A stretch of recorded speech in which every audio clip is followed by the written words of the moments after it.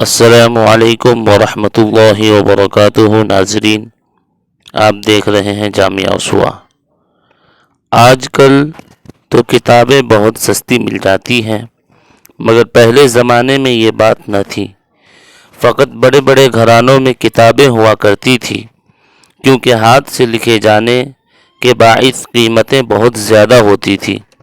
ایک بادشاہ کے پاس چند کتابیں پڑی تھی، جن میں لکھائی کے علاوہ جگہ جگہ خوبصورتی کے لیے تصویریں بنی ہوئی تھی۔ ایک دن ملکہ کتابیں دیکھ رہی تھی اور اس کے چاروں چھوٹے بیٹے بھی ساتھ بیٹھے ہوئے تھے۔ انہوں نے کہا، امی جان، یہ کتابیں ہمیں بھی دکھاؤ۔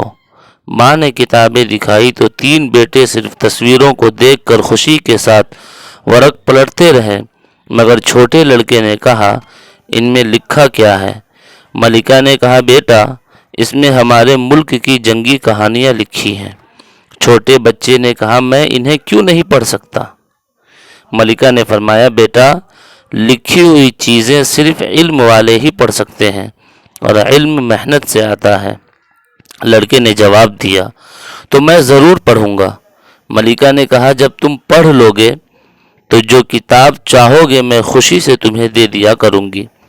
شہزادے نے محنت کرنی شروع کی تو تھوڑی ہی مدت میں کتابیں پڑھنے اور خط لکھنے لگا، جس پر ماں نے بھی اپنا سارا کتب خانہ اسی چھوٹے لڑکے کو دے دیا۔